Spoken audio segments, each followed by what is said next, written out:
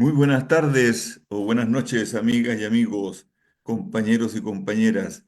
Aquí estamos nuevamente en un programa de Populares y Soberanas, número 157, si no me equivoco. Tenemos un invitado especial, pero antes de eso vamos a decir que esperamos que todos hayan pasado unas fiestas patrias como se merecen, ¿no? Claro que la noticia de más de 45 muertos en las carreteras habla de una situación realmente crítica, ¿no? Le está haciendo 57, ya. Una situación crítica, él está haciendo la competencia a los homicidios que hay en la región metropolitana y otras regiones del país. Así que, ojo, hay que ponerle coto a esta situación. Después vamos a hablar de algunas experiencias europeas que hoy que se conocen, ¿no? Para intentar detener esa carrera de homicidios, digo, de homicidios, porque hay algunos que se meten a las carreteras casi con la finalidad de producir algún hecho luctuoso. Pues bien, dicho eso, pasamos a presentar a nuestro invitado. Se trata de Patricio Meri, periodista, destacado investigador como periodista. Tiene un programa que se llama Barbarroja, junto a otros panelistas también. Y hay que decir que hoy día nuestra compañera Verónica Molina está con un permiso. Ella está haciendo un posgrado y justamente le coincide, ¿no es cierto?, con nuestro programa. Así que va a estar de intermitente, viniendo y yendo, yendo y yendo. Ustedes saben que este programa se transmite todos los días miércoles, cada 15 días, perdón, por lo tanto 2 veces al mes. Así que vamos a invitar a nuestro amigo Patricio Meri. En este momento parece que desapareció de la pantalla, pero en fin, está también Carlos Torres y por supuesto nuestro querido amigo Raúl Acevedo en los controles. Mientras vuelve Patricio Meri, ¿no? Algo dice aquí. Sí, no, no, no. Lo que pasa es que apareció una cosa que dice prueba la vista de varios oradores. No, no, esto hay que sacarlo. Ahí está Patricio Meri. Patricio, tienes toda la Hola, palabra. ¿cómo están? Pero mira, antes de eso te quiero decir, ¿no? Y te quiero informar al público que nosotros nos encontramos en la presentación del libro de nuestro amigo Patricio Quiroga, que volvió a editar una segunda edición, valga la redundancia, de su libro Compañeros, el GAP, la historia del GAP, del grupo de amigos del presidente, pero que en realidad era la escolta presidencial del compañero doctor Salvador Allende Gossen. Pues bien, ahí nos encontramos y bueno, nos conocemos hace muchos años, nos saludamos y ¿qué estaba haciendo don Patricio Meri? Estaba investigando los chats, ¿no? Los chats del señor Hermosilla, los tenía ahí, estaba vuelto loco. Yo le dije, oye, Patricio, tú tienes que estar con nosotros. Así que le hice la invitación y él, muy gentilmente, siempre dispuesto a mostrar, digamos, sus investigaciones, accedió a estar hoy día con nosotros. No necesariamente tienes que hablar de eso, pero por favor, el tema de Hermosilla sigue saliendo y las esquirlas están por todos lados. Antes del programa, en los preámbulos, conversábamos con Raúl Acevedo, esto que están apareciendo, oye, digamos, como consecuencia, ¿no? ¿Cómo se llama? Como acciones inesperadas, Daño pero tiene otro nombre. colateral. Exacto, daños colaterales. Están apareciendo antecedentes que son realmente, no sé, preocupantes, por decirlo menos. Hoy día me acabo de enterar que el presidente de la Corte Suprema, tiene fondos mutuos, o sea, depósitos, ¿no? En el sistema, digamos, financiero, por 1.500 millones de pesos, o sea, 1,5 millones de dólares. Así que figúrense ustedes, ¿no? O sea, esta es una danza de millonarios.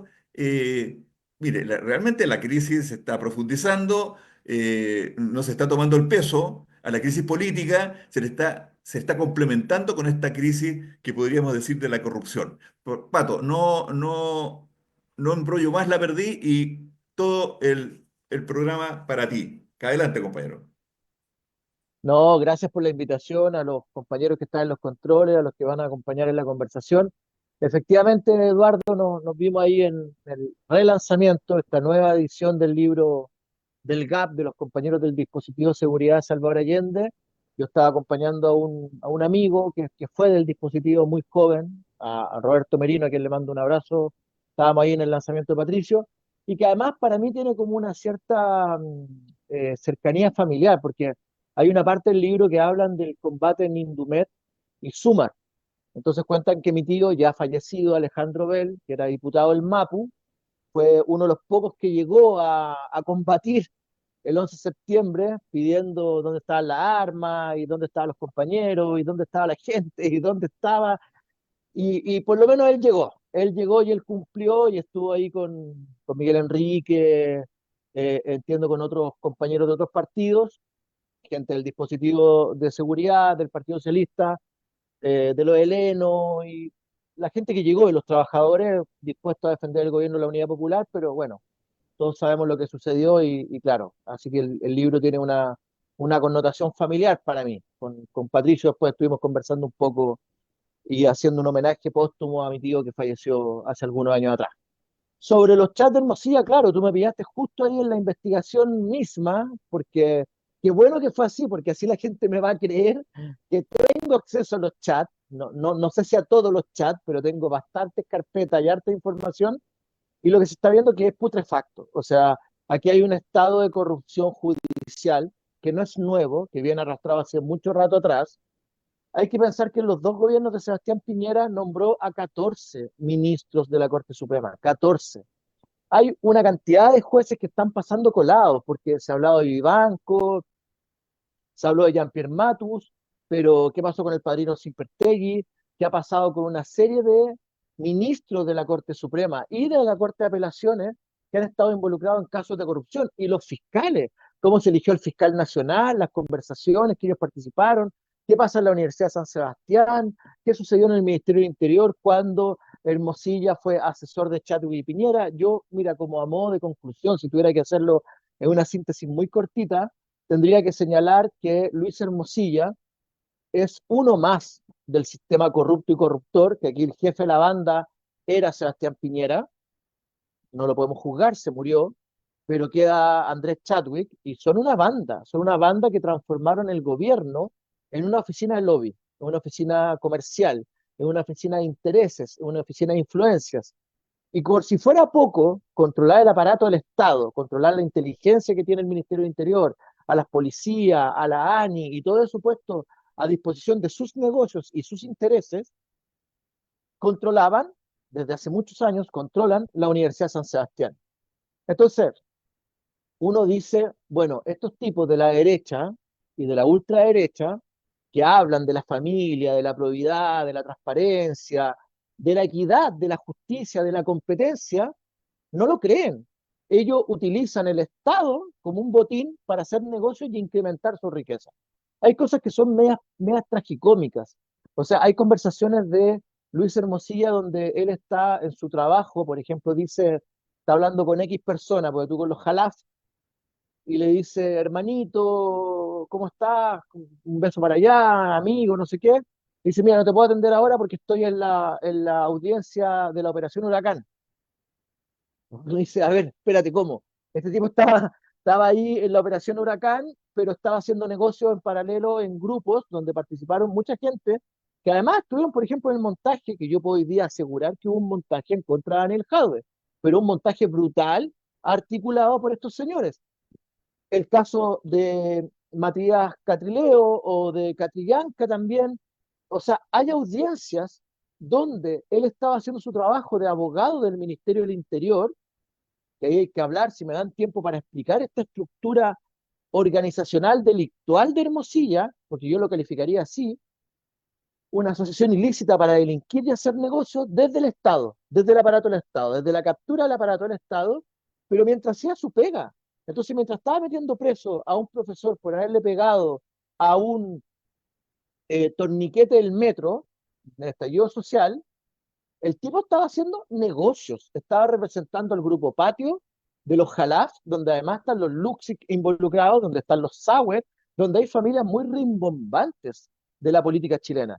Entonces, al final, nosotros deberíamos dar las gracias a Hermosilla, porque si no se hubiesen liberado los chats, habían cosas que sabíamos, pero hemos confirmado mucha información con respecto a relaciones espurias. Mira, este tema es tan grande, es tan amplio, que yo creo que deberíamos ir como por temas. Tú me vas preguntando y yo te voy diciendo sí o no. ¿Por qué te digo esto? Porque, por ejemplo, en el ámbito de los negocios, él tenía una cartera de clientes que iba desde la derecha, la ultraderecha, hasta la izquierda. En el ámbito de la política, él representaba una serie de personajes. En el ámbito del periodismo, que es algo que no se ha hablado en Chile, ¿cuáles eran los contactos de Hermosilla con los periodistas? ¿Quiénes están en su lista de contactos? Entonces, una de las cosas que a mí me llama la atención, que como saludo de Navidad, se arman grupos de saludo entre los amigos, pero este grupo de amigos selectos estaba el señor Tomás Mochati, que es dueño de la radio Bio Bio. Entonces, no es casualidad que la radio Bio Bio defienda al señor Hermosilla si tenían un grupo de WhatsApp que se llamaba Navidad y se saludaban muy cordialmente y participaban todos. Grupo en el cual estaba la, la, la, la casta política chilena empresarial más connotada. Habían 100 personas en esa lista donde habían periodistas como Matías del Río, donde habían periodistas como este señor que habló del general Pinochet durante la parada militar, el periodista de Televisión Nacional, nunca puedo decir su nombre porque es un nombre croata medio extraño, Garafuli, el que hizo el comentario bien repudiado en las redes sociales ahora en la última parada militar, aparecen los contactos de Hermosilla. Entonces uno se pregunta, ¿hasta dónde llegaban las redes de este señor? Y ojo, cuando se habla de los chats de Hermosilla, y con esto cierro para poder conversar y no acaparar la conversación, yo tengo acceso a 18 carpetas, pero eso no significa que sea con toda la gente que habló Hermosilla, porque entre los contactos de Hermosilla también está José Antonio Caz, y no hay nada de Caz porque no se ha abierto esa carpeta. Entonces aquí hay que hacer un llamado a la transparencia total. Se tiene que conocer todas las carpetas, todas las conversaciones. La prensa está manipulando la información, hay cosas que no está dando a conocer, y a mí me gustaría saber qué tipo de conversaciones tenía el abogado del Ministerio del Interior, asesor de Piñera, Chadwick, con José Antonio Caz, que fue candidato presidencial. Me gustaría saber qué conversaciones tuvo con el fiscal Ángel Valencia, qué conversaciones tenía con los ministros de la Corte. O sea, hay cosas que faltan en los chats, que la PDI los perició, pero que no han sido entregados a la opinión pública. Entonces aquí también hay un poco cortina de humo, porque hay personajes que están pasando absolutamente colados, pero colados en la investigación y en el caso de Hermosilla. Oye, Patricio, en relación a lo que tú dices, hablando de temas específicos, ¿no? Porque claro, está claro digamos que Hermosilla era amigote, compinche, etcétera, de Chadwick, ¿no? Eran casi, ambos casi eran los operadores de Piñera, eso hay que decirlo. Eh, pero hay, así como se ha visto, ¿hay alguna conversación, hay algún WhatsApp que indique alguna concomitancia, connivencia, complicidad en alguna cuestión irregular?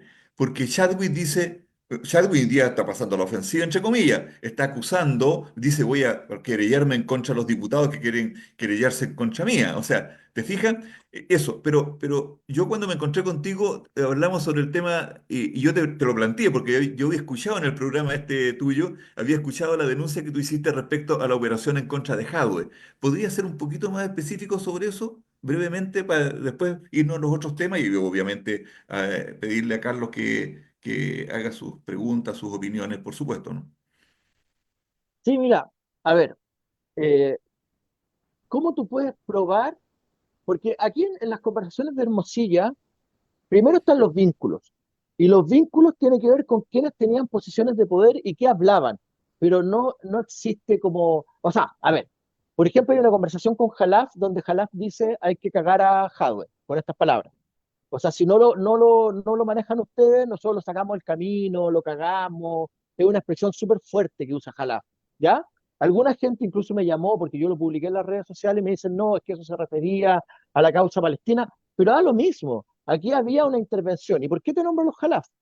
Porque los Jalaf y los Sauer del Grupo Patio financiaron a Fernando Cazorla, que es una persona que está vinculado a las familias sionistas de este país y que compran la deuda de Best Quality.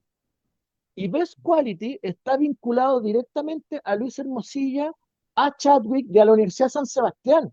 Entonces no es solo lo que hablaban, sino que confirmamos los vínculos que existían. Te voy a dar un ejemplo. En la Universidad de San Sebastián trabajaron, hicieron clases, fueron decanos, las siguientes personas que están involucradas en el caso Jadwe.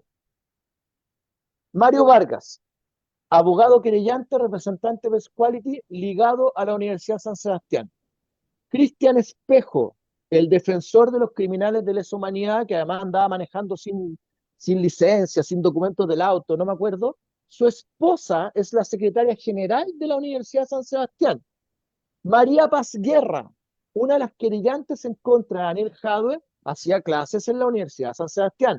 Su hermano, el ex fiscal Guerra, que defendió a César Ramírez, uno de los dueños de Best Quality, estaba en la Universidad de San Sebastián. El señor Javier Armendáriz, fiscal regional de la causa que reclamó y que empezó la ponencia en contra de Jadwe en la formalización, fue decano de la Universidad de San Sebastián cuando la Universidad de San Sebastián tenía conflictos con la Universidad de Recoleta. La señora Jimena Cid tenía vínculos con Andrés Chadwick, con Hermosilla, y se va al Ministerio del Interior. O sea, todos los que participaron, todos los querellantes del caso Jadwe, están vinculados de alguna forma o al Ministerio del Interior, a Luis Hermosilla, a Andrés Chadwick o a la Universidad de San Sebastián. Eso no puede ser casualidad. ¿Y por qué no es casualidad?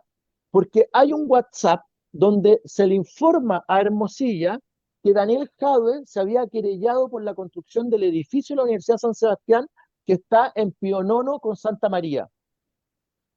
La Universidad de San Sebastián tenía como representante legal a Luis Cordero. Luis Cordero fue asesor de Pablo Longueira.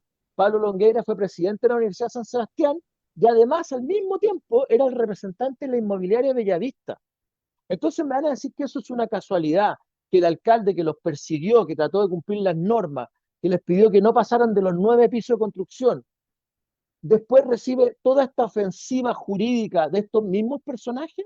Entonces, sí, es importante lo que ellos hablaban entre sí, pero es más importante aún que comprobamos los nexos, porque si tú y yo tenemos nexos y estamos coludidos y alguien nos afectó en nuestros intereses y después lo atacamos, es cosa de sumar 2 más 2 y es 4. Aquí se pusieron de acuerdo para atacar a Jadwe. ¿Quiénes? La Universidad de San Sebastián, porque le hicieron perder mucho dinero. Cuando digo Universidad de San Sebastián me refiero también a la inmobiliaria Bellavista, que tiene que ver con las torres que Daniel quería derrumbar en algún momento porque estaban mal construidas y porque le hacían un daño tremendo a Bellavista, que sobrepasaban la norma de la construcción de 9 pisos, que por ese caso se fue preso el ex director de obras municipales de Cornejo, del alcalde Udi.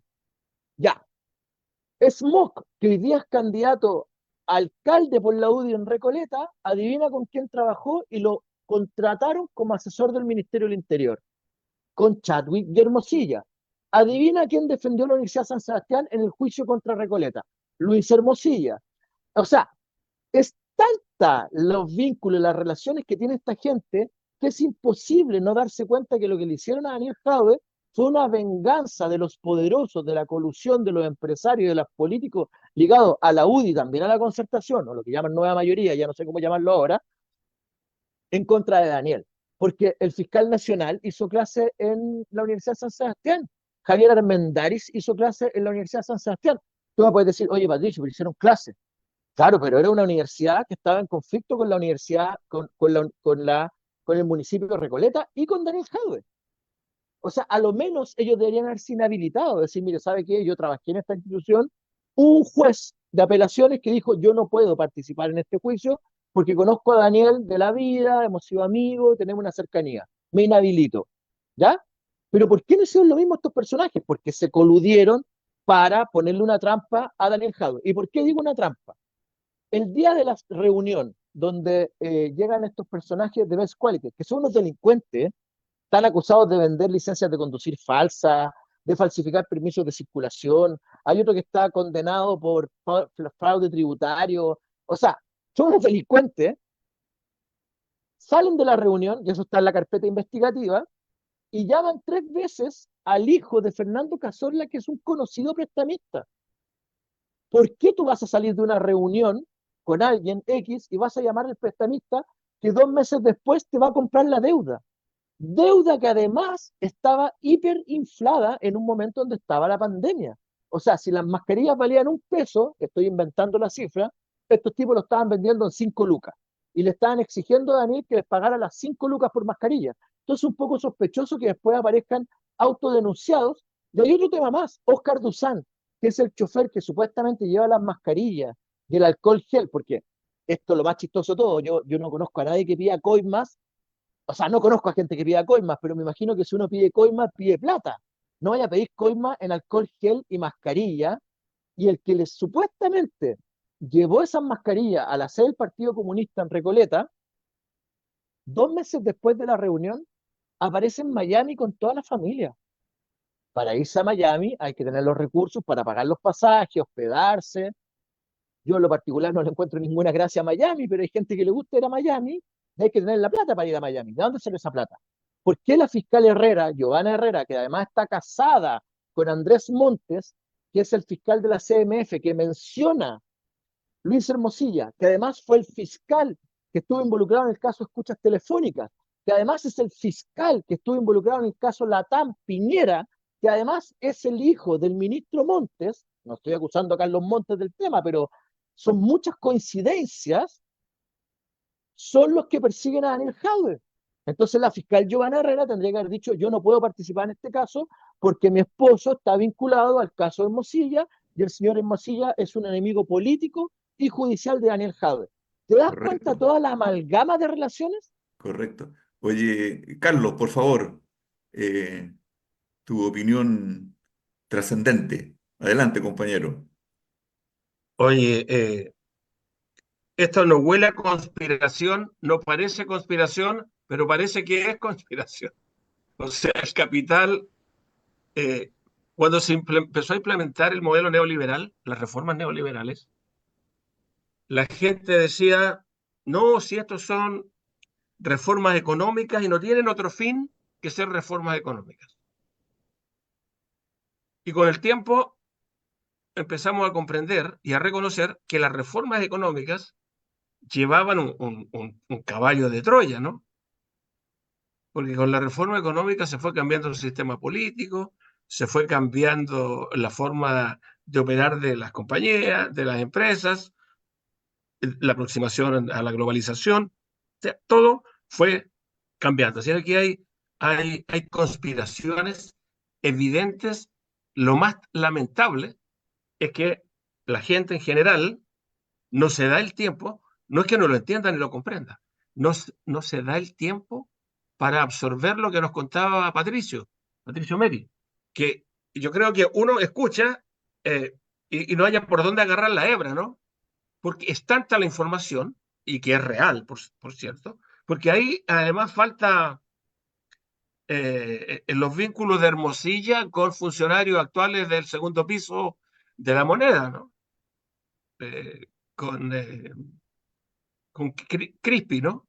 Sí. Eh, entonces, él fue parte de los abogados que defendieron, entre otros, ¿no? Yo creo que no se ha escarbado mucho por ahí, porque la derecha, sus inversionistas, están viendo cómo salvan el bote. Pero esto está salpicando, y aquí recuerden que nosotros hablamos de el régimen neoliberal. Yo insisto mucho en hablar del régimen neoliberal, porque uno tendría que decir, no, si los neoliberales son de derecha y los neoliberales son los empresarios y los neoliberales son los partidos de la derecha. Pero resulta que para que este sistema, este modelo, dentro del sistema capitalista, se mantenga, se requiere una suerte de, alguna vez hablamos del consenso de Washington, yo creo que en el caso de Chile hay un consenso neoliberal que cruza el arco político oficial, diría. La verdad es que los únicos que creo que actúan decentemente dentro del arco político o del sistema político en Chile son los compañeros del Partido Comunista, con más o menos confusiones, a veces eh, producto de los debates en los que están involucrados, pero el resto, incluido el Frente Amplio, desde el Frente Amplio hacia la derecha, yo diría la derecha fascista, ¿no? O sea, hay una derecha fascista que está un poco más lejos, pero existe. Están todos involucrados en estos aspectos. O sea, Marcela Cubillos, que no ha mencionado Patricio, porque esto se puede ir estirando, ¿no? Se puede estirar. ahora de la Universidad San Sebastián, que ganaba toda esta cantidad de plata que un rector de alguna universidad histórica de Chile está ganando, también está vinculada en esto y está vinculada en muchos otros aspectos que todavía no se develan. Ahora, Patricio, tú que no me voy a meter yo en detalles que tú conoces, pero parece mejor y muy bueno que así sea.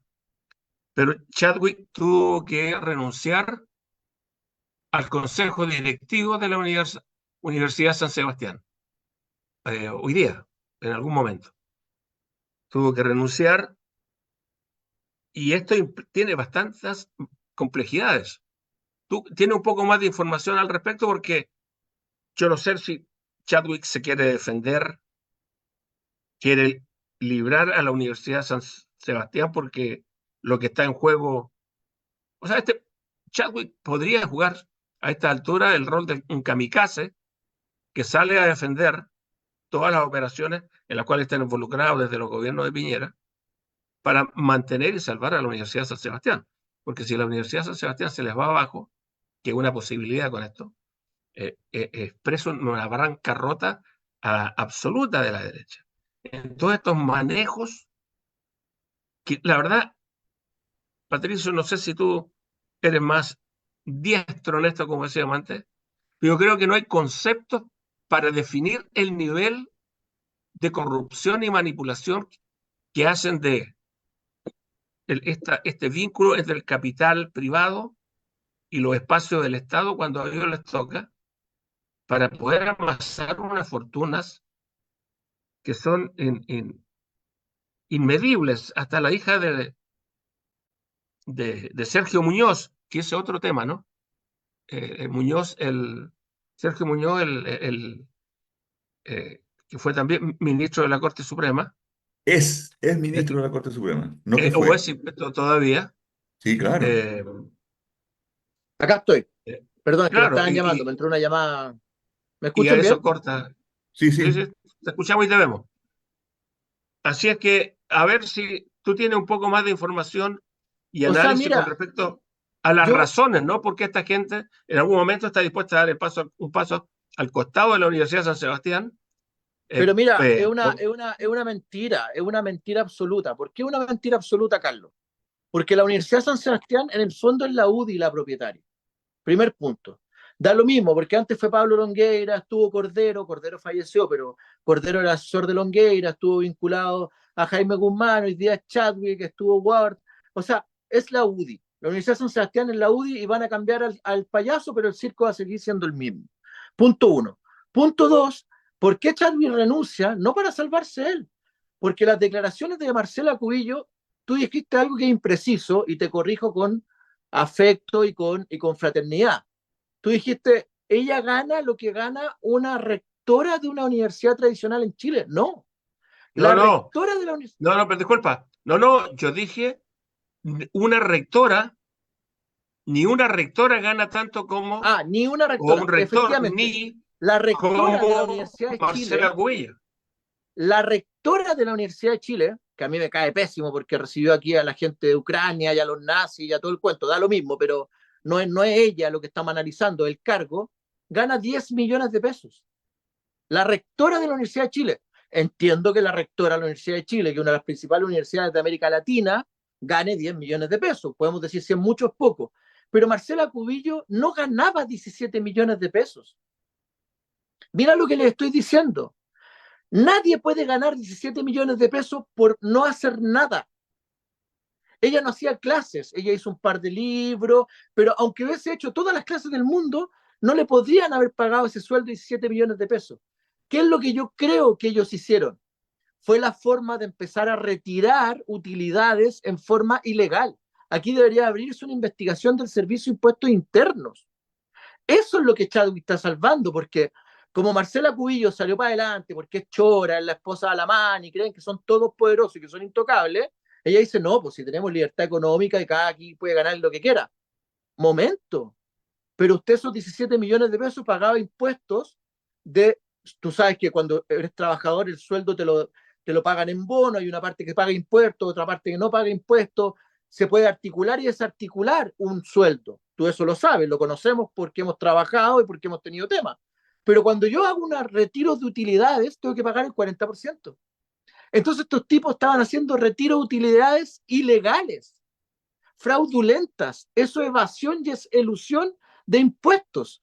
Aquí hay un tema más gordo, más grave todavía, porque hay que empezar a preguntar cuánto le pagaban a todos los operadores políticos. Pero aquí es donde falta la mano firme del gobierno y de las instituciones para que funcionen realmente, y el Servicio de Impuestos Internos, que le ha dado perdonazo a todos los millonarios, a todos los poderosos, investigue a la señora Cubillo, pues. Pero si es cosa de darse cuenta de lo que está pasando. Mira, otro dato que se me fue el caso Jadwe.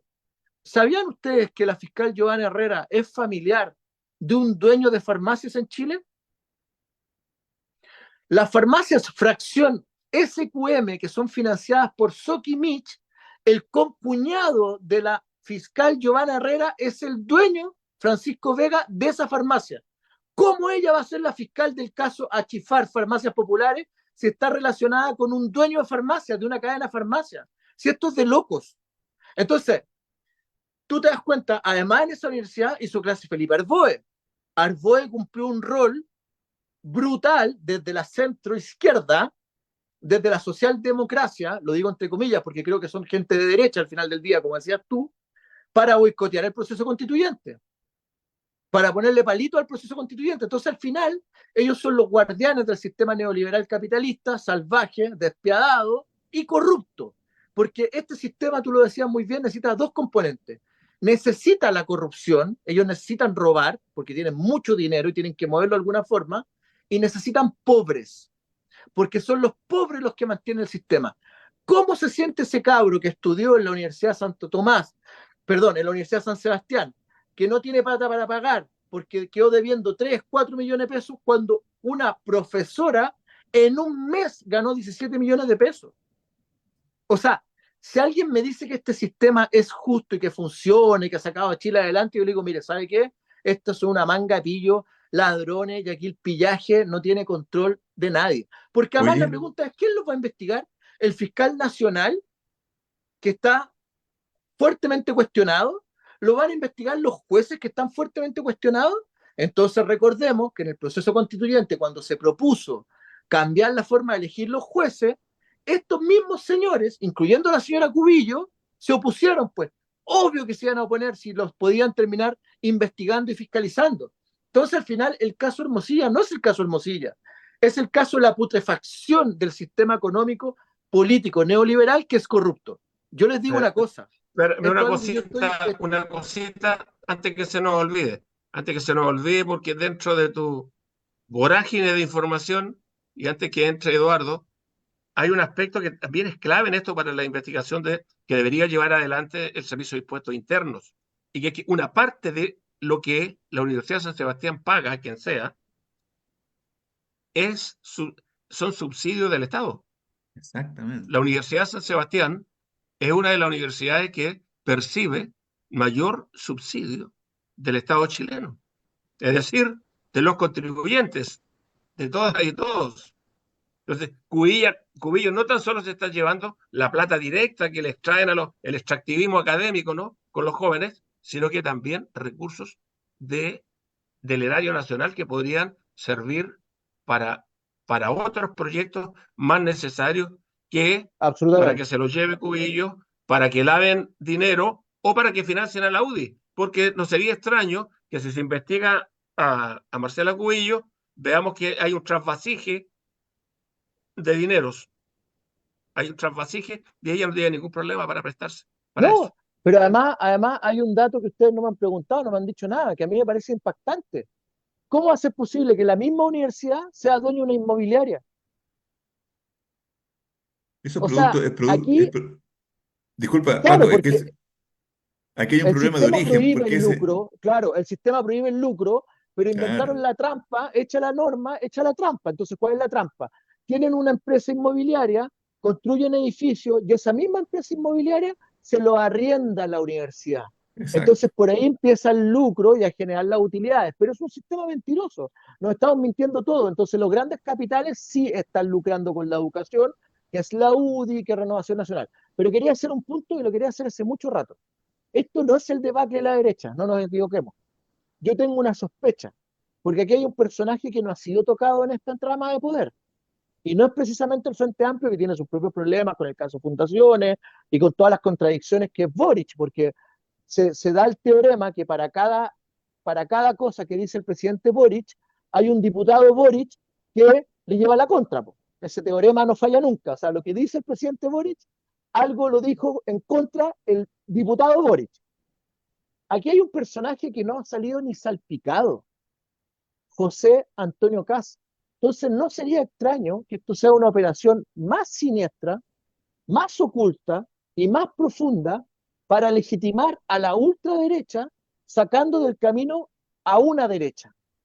O sea, porque se muere Piñera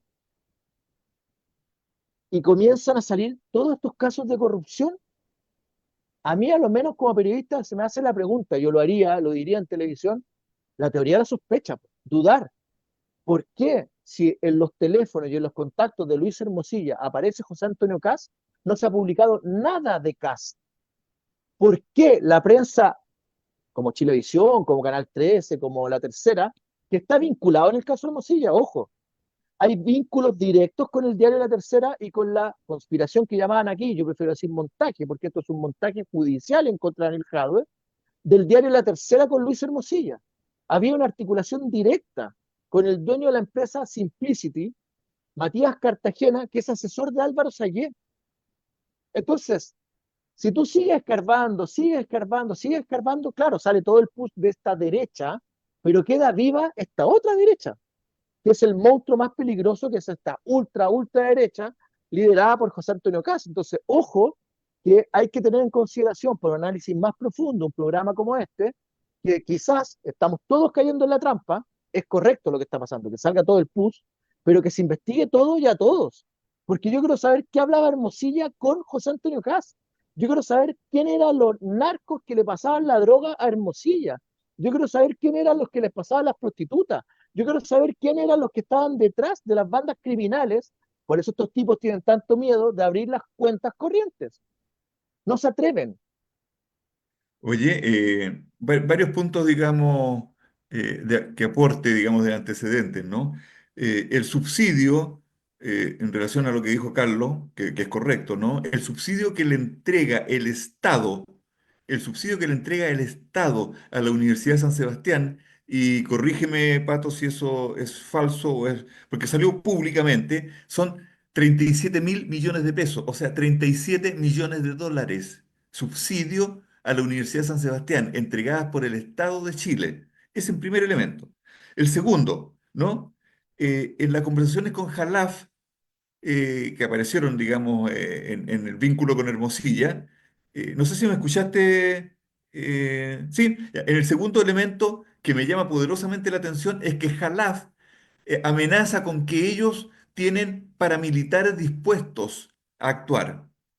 ¿No? Eso fue lo que dijo. O sea, una cuestión que eso también está pasando colado. O sea, a ver, ¿qué pasa con toda esta cosa de la violencia, con el tema, digamos, que las Fuerzas Armadas son la única que tiene el poder, digamos, del manejo de las armas? Y resulta que aquí hay una conversación donde Jalaf, si no me equivoco, corrígeme, Pato, él habla de que no, nosotros tenemos forma de actuar, tenemos gente que está preparada para actuar. Eso es lo segundo.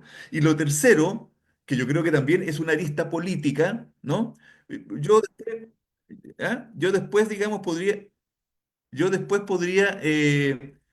analizar un poco o intercambiar más opiniones sobre el tema que tú planteaste sobre el tema de Kast.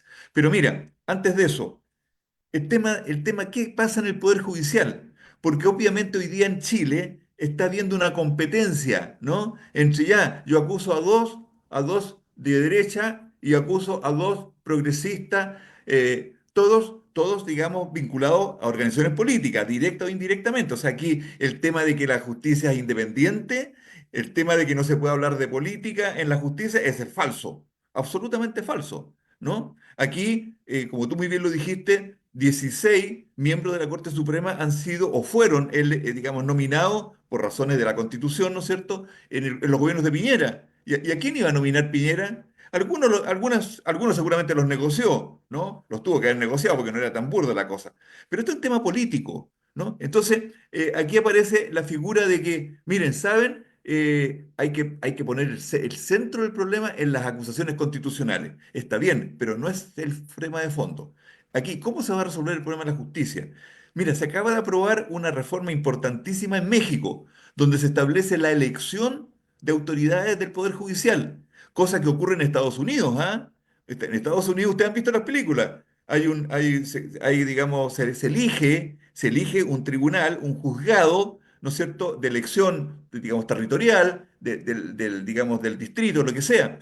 Y esos son los que resuelven. Democráticamente votan, qué sé yo, si un tipo es culpable o inocente, le imponen, digamos, las sanciones. O sea, hay un sistema que funciona en Estados Eduardo, Unidos, Eduardo, Eduardo, Eduardo, ¿sí? disculpa, una nota ahí. Los eligen por caso. En muchos lugares lo eligen por caso. Ante un caso eligen una tanda de jueces que son los que dirimen los casos también. Existen todas esas Alternativas. variantes, opciones, variantes, digamos, porque en algunos casos eligen dentro de un distrito, dentro de un sector, a gente con buenos antecedentes y con todas estas cosas, ¿no? Para que diriman una situación y no vuelven a hacerlo nunca más, o lo vuelven a hacer en unos años más. Hay varios sistemas judiciales dentro de la jurisprudencia en Estados Unidos. Sí, correcto. Gracias, Carlos. Pero además de eso, los fiscales de distrito en Estados Unidos son electos, ¿no? Son electos. Aquí en Chile se nominan, ¿no? Forman parte de los coteos políticos. Entonces, ese es otro tema, ¿no? Es un tema de fondo. Dejo esto pues planteado como parte, digamos, de la conversación, ¿no? Pato. O sea, no solo en Estados Unidos, en Cuba, en México, en los tribunales de Mendoza, en Argentina, acá al lado, lo elige el pueblo, hay unas medidas de control social, cívico, ciudadano. Y en Chile tenemos una plutocracia, tenemos un nepotismo, tenemos un amiguismo que está vinculado al interés económico. O sea, lo que demuestra el caso Jadwe, que se pueden coludir, así como existió la colusión de las farmacias, así como existió la colusión de los pollos, así como existió con la colusión del confort, existe la colusión política. Y la colusión política es una colusión empresarial política que además está vinculada con los medios de comunicación. Entonces la pregunta es, ¿quién puede salvarnos? Como el Chavo del Ocho, y ahora ¿quién podrá salvarnos? ¿No? Bueno, la gente. Es la gente la que tiene que tomar las decisiones para cambiar este sistema que es corrupto. No va a pasar nada. Y yo hago otra pregunta en este programa, aprovechando este espacio. ¿Qué va a pasar con todos los juicios donde participó la señora Joana Herrera? ¿Qué va a pasar con los juicios donde participó los jueces, la señora Vivanco?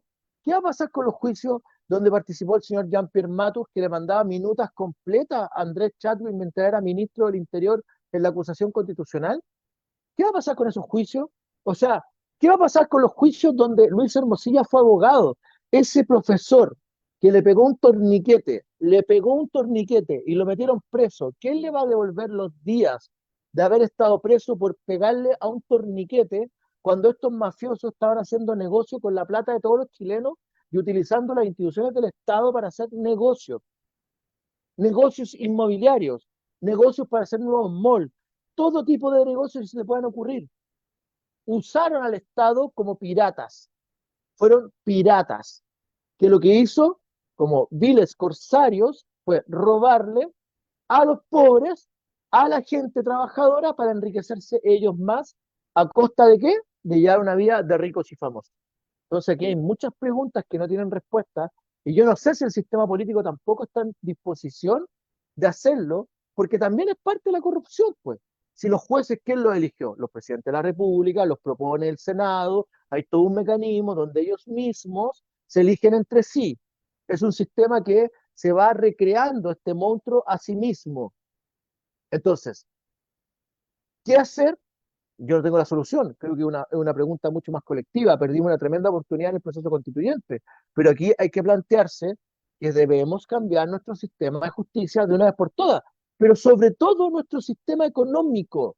Nuestro sistema económico tiene que estar basado en valores, valores como la solidaridad, la equidad, el emprendimiento, la innovación, el desarrollo, lo que ustedes quieran, pero no puede ser que el antivalor que maneja y controla la sociedad sea la corrupción, pues.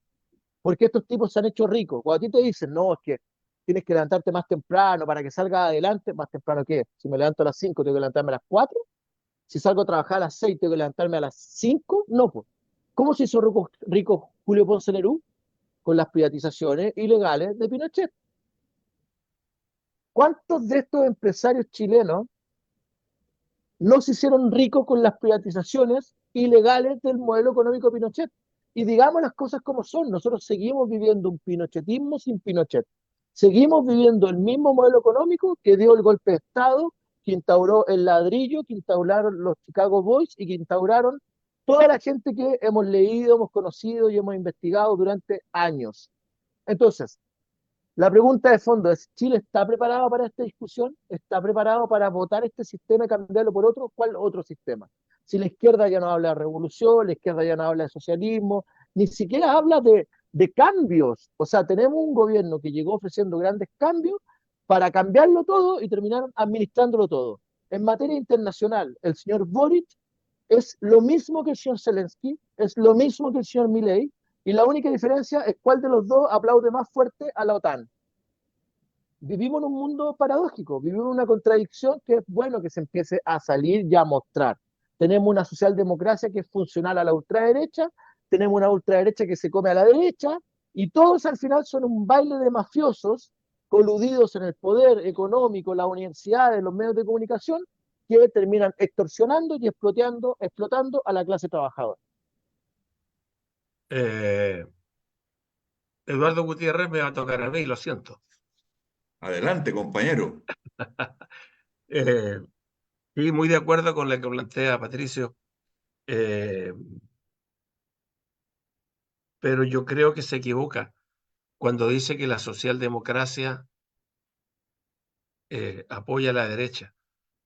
Es que yo diría, Patricio, que hablando en serio, no hay ni socialdemocracia.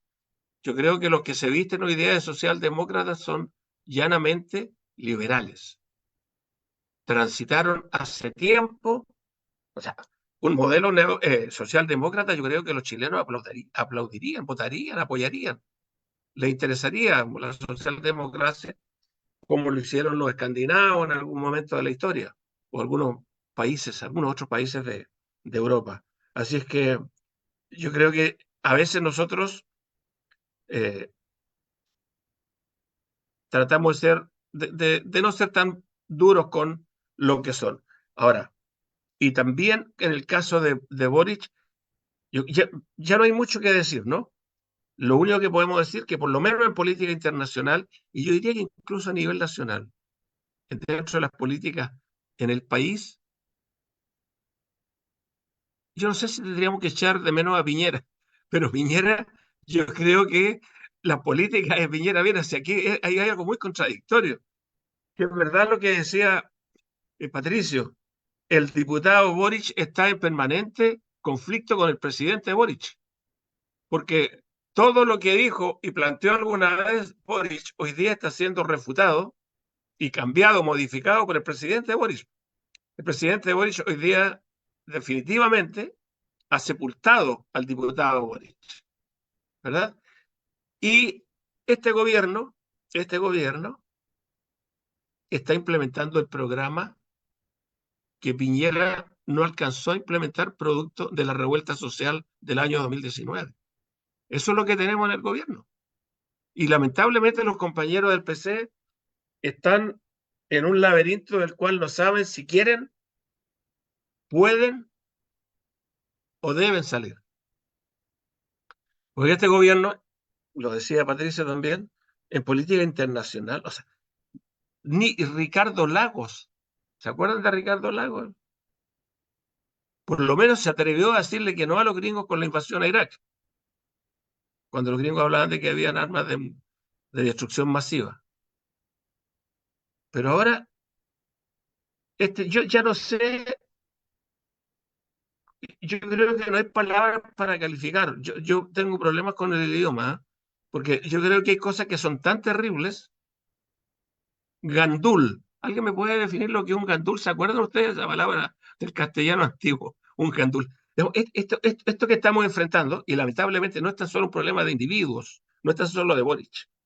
Boric hace lo que hace porque dentro de la coalición de gobierno hay gente que está de acuerdo con este proyecto, con lo que está haciendo hoy día Boric. Eso de declararse de una izquierda nueva, de una izquierda que es distinta a la vieja izquierda y andar condenando a la izquierda porque no salió ningún comentario sobre lo que pasa dentro de Estados Unidos y lo que hace Estados Unidos fuera de, ¿verdad? Entonces, ¿cómo no va a ser fácil para estos grupos de poder, estas organizaciones que se han preparado para delinquir de la derecha, poder operar tranquilamente cuando tienen un presidente como este? ¿Cuándo este presidente va a poner el dedo en la llaga de la corrupción de los partidos de derecha, de los empresarios? Si anda por el mundo atacando a Ortega, ellos se defienden solo, Ortega, Maduro también, en Venezuela, anda atacando y hoy día, no sé si ustedes se informaron,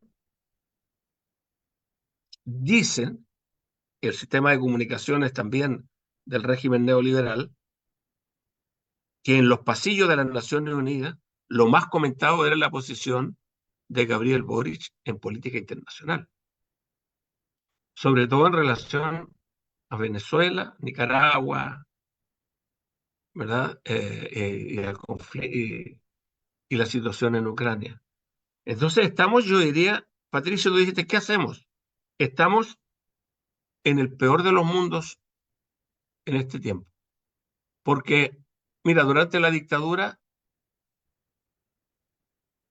eh, con la diferencia de la criminalidad represiva, torturas, asesinatos, desde el punto de vista político, hoy día el proyecto popular, las alternativas populares, prácticamente no existen. En cambio, durante la dictadura y hasta después de los inicios de la transición a la democracia, había intentos por construir, había convergencias, había el MDP, había todo lo que se construyó en otro momento, resistencia, para intentar construir un proyecto alternativo. Hoy día no tenemos nada de eso. Entonces, el punto está, ¿por dónde empezamos? Porque mientras denunciamos, Patricio, mientras denunciamos, ¿qué hacemos? Porque esto requiere una solución que debemos enfrentar desde el punto de vista de propuestas colectivas, alternativas, pero colectivas. Aquí no hay propuestas individuales, grupales, de pequeños grupos, aquí no hay ya el asunto esto de lo luminoso, de las vanguardias, no resuelve el problema. ¿Cómo y desde dónde el movimiento popular saca fuerza o algún tipo de iniciativas que permita construir un dique que denuncie, que le ponga freno a todo lo que estamos presenciando? Desde la militarización del Gualmapu hasta la corrupción actual, ¿no?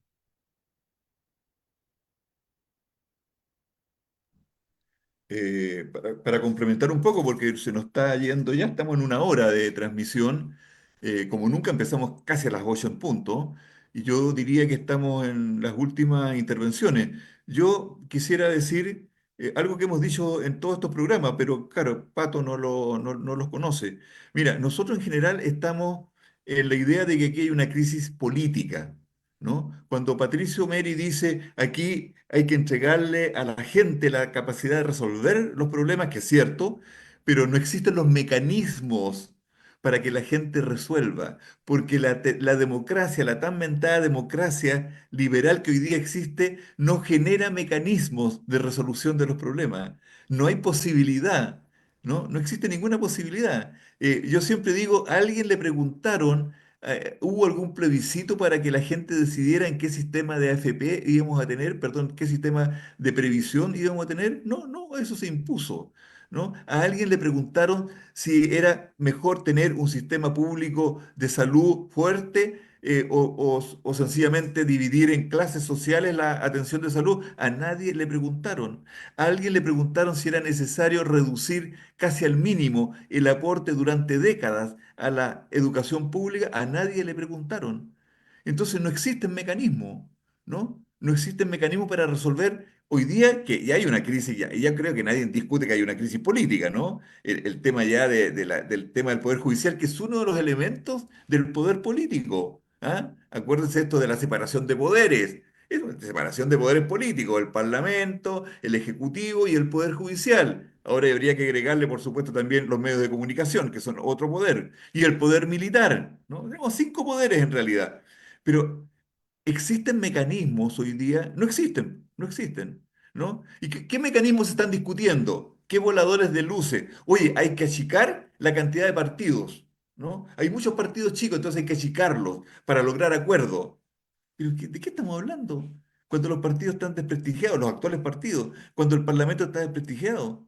Entonces, a esta crisis política debiera tener cirugía mayor, ¿no? Eh, ¿qué es lo que dice la derecha? Mira, ¿qué es lo que dijo Matei hace poco en un encuentro empresarial? ¿Ya? Las grandes ideas, ¿no? Primero, estimular las empresas del salmón, ¿no? Ahí está. Ya no es el cobre, ya no es el litio, no, no, a ella se le ocurrió el salmón, ¿no? Ahí está. Entonces hay que terminar con esto que la ciutiquería dice la permisología, o sea, hay que impedir que hayan tantas trabas para que las empresas transnacionales puedan arrasar con el mar en Chile, sobre todo en la zona sur. Entonces ella dice, hay que terminar con la permisología, hay que desarrollar la industria del salmón.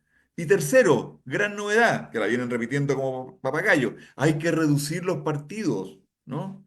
Tenemos que negociar, no lo dice así, pero en el fondo es eso, tenemos que negociar entre menos, ¿ya? A alguien de la concertación, ex concertación, nueva mayoría, ya estoy de acuerdo con Pato, ya no sabemos cómo llamarla, alguien ha dicho, mire, no, consultémosle al pueblo, hagamos un plebiscito, generemos mecanismos de participación. No, señores, aquí todo entre cuatro paredes del Parlamento.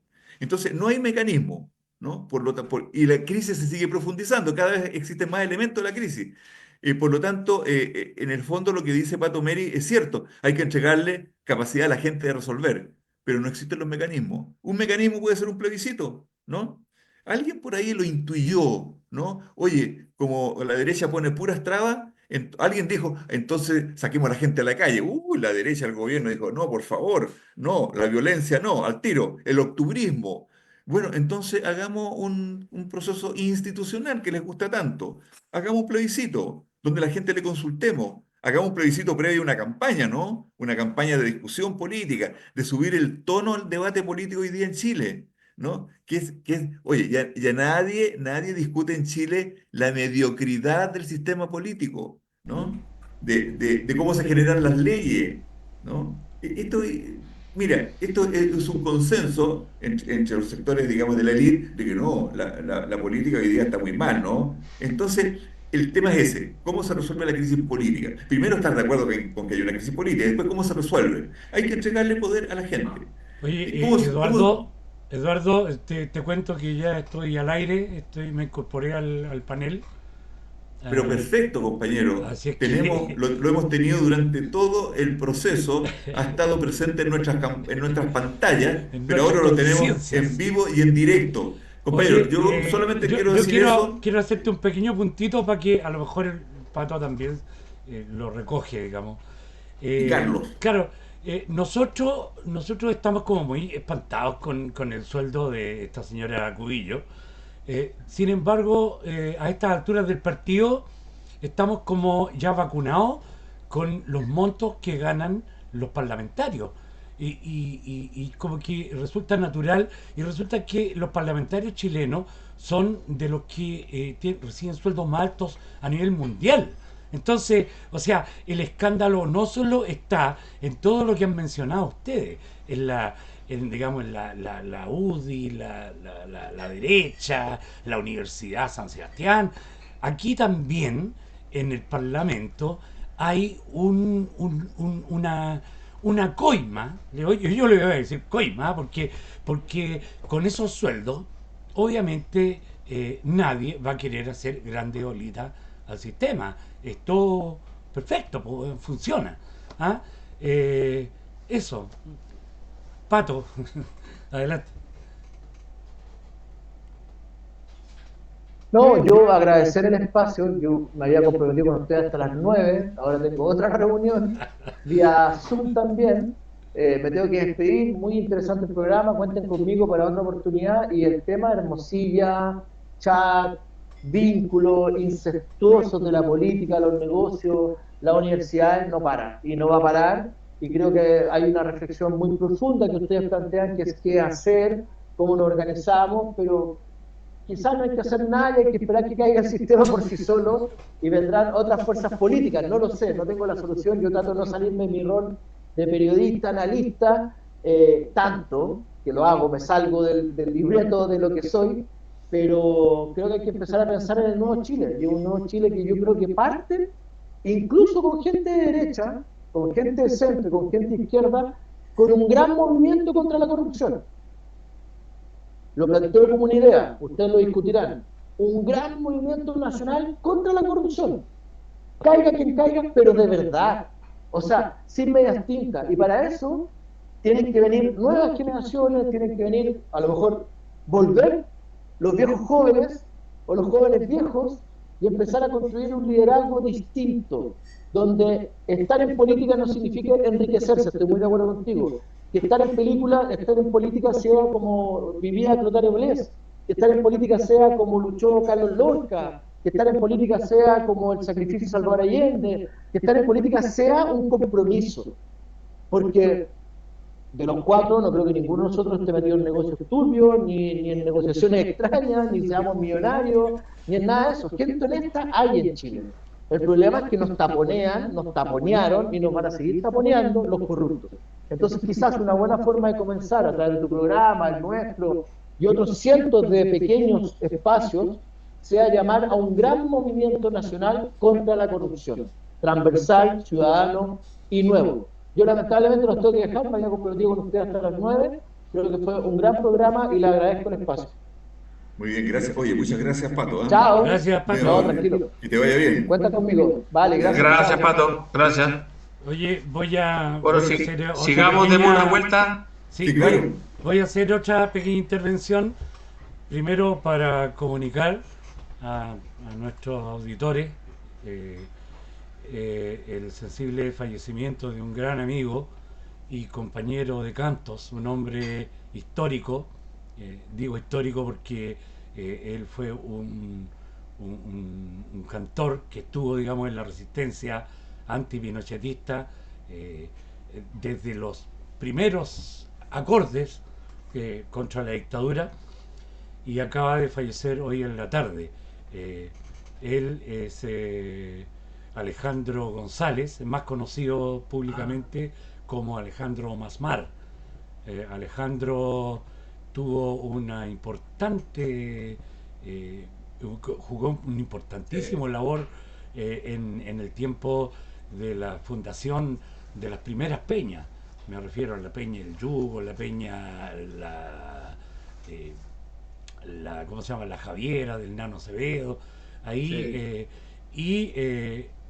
Como digo, él es un cantor fundacional y acaba hoy en la tarde ya de entregarse, digamos, al viaje infinito. Eso. Y bueno, le damos Alejandro González. Sí, Sí, le damos la yo lo condolencia a recuerdo su familia. lo recuerdo también porque dio un par de vueltas por Canadá. Sí. Dio un par de vueltas por Canadá, lo recuerdo. Sí, tenía un muy buen manejo combinado de guitarra y voz. Tiene una voz Eh, muy bonita, sí, sí, sí, sí, sí, tenía un buen equilibrio. sí. Cantoril y Sí. guitarril. Carlos, Lo Carlos, disculpa, recuerdo, pero hacía tiempo que no sabía de él. bueno, es lamentable, obviamente. Carlos, ¿tú quieres finalizar la intervención? Te doy el espacio porque yo ya hablé ya, ¿no? Sobre el tema político. Sí, mira, es que increíble esto que lo que planteaba Matei como modelo económico a seguir. Además, posteriormente fue apoyado por Oscar Landerreche. ¿Se acuerdan de Oscar Sí, Landerreche? pues. Por supuesto. Un También creo que anduvo por el socialismo, por algún tipo de socialismo, dando exacto. vueltas. Y él coincide, dice que esa es la mejor aproximación. Cuando el, Quiere que lo nombre las ministro de plantas Economía o de salmoneras, Hacienda. sí, y estuvo en Codelco también, Ganando 47 o palos, a sea, propósito de donde se ganar la ganaba, plata. claro, en donde se ganaba plata, ha paseado por todas esas. Este es parte de los hombres transversales que hay en Chile, ¿no? No es el único, pero es parte de los hombres transversales. Entonces él aplaude esa propuesta de las plantas salmoneras, que han hecho un daño ambiental incalculable e irreparable en muchos casos, porque han terminado con parte de la fauna marina donde están esas plantas de producción de salmón. Han contaminado, o sea, y con esta política, imagínense, por eso yo antes decía, el régimen neoliberal está horizontalizado. O sea, uno cuando a veces, no, es que los compañeros, no, es que los socialdemócratas, no, que el socialismo democrático todavía. No se olviden que Quintana fue el que sacó la retroexcavadora, ¿se acuerdan? Y ahora está aplaudiendo a Boris por su posición con respecto a Venezuela. Claro, o sea, hace muy poquito. Entonces, ya este nivel, hice un artículo para otro tema, para un libro hace unos días, y rescaté lo que decía Mónica Echeverría, ¿no? El de los conversos. Ella habló de los conversos en el pasado, de los que venían esencialmente de algunos sectores socialistas del MAPU. Bueno, yo hablo de los viejos y los nuevos conversos, porque el Gabriel Boric y otros del Frente Amplio son parte de estos nuevos conversos. Les tomó poco tiempo, ¿eh? Es que como son jóvenes son más dinámicos, ¿no? Entonces comprenden las cosas más rápido. O era porque su proyecto ideológico era muy débil, si alguna vez lo tuvieron. Entonces estamos enfrentados a esa realidad, compañeros. Es delicada. Los más antiguos, para no decir viejo, porque puta que suena feo, porque además viejo está asociado a viejo de mierda, o viejo culiado y todas esas cosas. Y además que hay mucha ropa tendida, Entonces, pues. digamos que hay mucha ropa. Eh, yo miro con estupor estos procesos, ¿ah? Digamos, no me los podría haber imaginado nunca. Nunca pensé que Gabriel Boric iba a ser el sucesor de la idea de Salvador Allende, como muchos lo plantearon, y él mismo además se lo creyó, ¿no? Y andaba vendiendo, o sea, imagínate, o sea, no tan solo es converso, sino que estafador. O sea, ponerse en la línea de sucesión de Salvador Allende, hay que tener coraje, ¿no? Y ese país al que estamos enfrentando, Bueno, una de las ese primeras país que estamos acciones, enfrentando. Carlito, que hizo Gabriel cuando hizo la toma del poder e ir a presentar su respeto a la estatua de el presidente Allende, ¿ah? Claro, Insólito. claro. Y claro, es que, bueno, lamentablemente no aprendió que ser flexible nunca fue, o tan flexible como él, nunca fue la posición de Salvador Allende, ¿no? Si no, habría entregado a los guerrilleros argentinos, a los insurgentes argentinos que escaparon de Trelew y que terminaron en Chile en el año 72, ¿verdad? Si no, no habría apoyado a los que sobrevivientes de la guerrilla del Che y lo acompañó hasta Tahití, creo, para que se embarcaran desde ahí hacia Cuba sanos y salvos. Si no, no habría amnistiado a los compañeros que estaban detenidos por acciones armadas contra el gobierno de Frei Montalva cuando es electo presidente en el año 70. si no, si hubiese sido flexible, habría renunciado al gobierno y se habría entregado el año 73, el 11 de septiembre. Por eso no era flexible.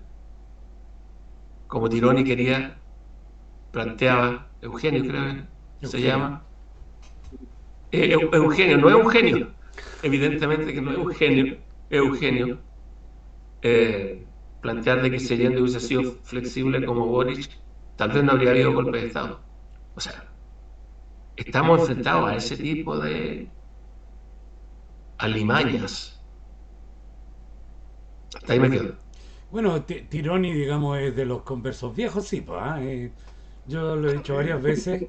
eh, Tironi fue el que le hizo el ultimátum a los artistas populares cuando vino el cambio, digamos, de dictadura a dictocracia eh, con don Patricio. Don Patricio lo hizo, no sé si ese fue un cargo permanente, pero en ese momento era como el encargado de establecer vínculos con el sector cultura. Y los cantores populares solicitamos, obviamente, una conversación ante el nuevo gobierno. Habíamos estado jugando muchos años, 17 va a ser exacto, un rol de resistencia, y hoy día teníamos que empezar a construir todo un desafío que nosotros interiormente nos planteamos. Hicimos una asamblea y dijimos, bueno, aquí ya se acabó para nosotros, digamos, el tirar palos, digamos, al gobierno, porque ahora vamos a ser parte del gobierno y entonces hay que construir. Y hay que tomar el ejemplo de Víctor Jara, que hizo canciones al tiro. Cuando ganó la Unidad Popular, Víctor hace un cambio en su switch y empieza a hacer canciones, digamos, de construcción, qué sé yo, ¿para qué las voy a mencionar? Son muchas, digamos, pero la gente las conoce. Entonces, esa era nuestra impronta. Llegamos a la reunión con Eugenio Tironi y después de escuchar un par de alocuciones de Nano Acevedo, si no me equivoco, habló, eh, toma la palabra y dice, bueno, señores, eh, les agradecemos tremendamente el aporte que hicieron desde el punto de vista artístico a la resistencia, pero esa guerra ya terminó. Esa guerra ya terminó y por lo tanto hoy día la necesidad es de construir. Y con la guitarrita no llegamos a ningún lado. Entonces, tenemos artistas que son internacionalmente conocidos, el caso de Inti Illimani, el caso de Isabel y Ángel Parra, pero ustedes que cumplieron estoicamente ese rol de emergencia, de cantores de emergencia, hoy día ya quedan liberados y pueden y deben abandonar esa posición, digamos, de estar retratando, digamos, De ruptura. las realidades sociales, que a veces son duras, pero a veces tenemos que hacer concesiones también para poder salir adelante. Y la verdad sería lo más conveniente, digamos, es que colgaran las guitarras o las vendieran en algunos casos, en fin, y se buscaran una peguita. O sea, terminó en un... No, en serio, terminó en una cuestión que me acuerdo que la Rebeca Godoy, que en paz descansa, salió salpicándolo a chuchá, así, pero ella era como muy ¿ah? franca para decir Directa. las cosas. Y este conche su madre, ¿qué se imaginaba, güey? La weá, y salió la Rebeca, pero así hecha un quique, güey. Bueno, ese fue la primera intervención pública que yo le conozco al filósofo. Ahí que la pega de filósofo hoy día, Bueno, el está bien. tirano, Bueno, tirano, Eugenio, me parece. claro, un genio Un tirano. genio tirano. Oye, no, mire, no alcanzamos a ver, a tocar otros temas, pero bueno. La próxima. Petro, no, que ya pasó, pero ya va a pasar. Petro, Bueno, eso, Petro se perfecto. mandó un discurso a las Naciones Unidas extraordinario. Yo creo que parte de lo que decía Patricio Meli conecta con lo que hoy día estaba planteando, ayer estaba planteando Petro, Gustavo Petro en las Naciones Unidas, que había que crear un movimiento de la humanidad contra lo que estamos enfrentando en la actualidad. Muy interesante, muy creativo. Bueno, bien, bien de una filosofía múltiple, por decirlo de algún modo, como era como su origen, ¿no? Él era el M19, si no me equivoco, y ellos eran de esas características, ¿no? Eran poco, eran bien heterodoxos. Muy bien. Bien, pues compañeras y compañeros, tenemos mucho tema para 2 semanas más, ¿no? Ahí vamos a seguir. hora para el arroz con leche, dice Gutiérrez. Exactamente, y no es Oye, chiste. podemos conversar, les quiero contar un chascarro, pero Pero dale, Fue Carlito, sí, récord. mira, estamos a las 21:25, nos quedan 5 minutos todavía. no, pero este off the record, Ah, no. ya. Cortemos el programa y No, escuchemos pero va a a... dejar a la gente Claro. ahí colgando, No, güey, eso es no una se chinchina hace, interesante, pero no eso es no para se hace. publicarla. Bueno, Despidámonos, ya, entonces despidámonos bien, quedamos con con el ánimo. signo de interrogación nomás y nos cuenta Carlito por Ya, interno el Cagüín. Eh, Gutiérrez, usted es el oficial aquí, yo vengo de invitado hoy día Sí, nomás. sí. Gracias por la asistencia. Gracias a los invitados, sobre todo a nuestro amigo periodista Mary, Patricio Mary. Gracias a Carlos, a Raúl Acevedo en los controles. Y saludos a nuestra compañera Verónica Molina, que le va a llegar obviamente esta cápsula de Soberanos Populares y Soberanas, número 157. Muchas gracias, buenas noches. eso. Adiós.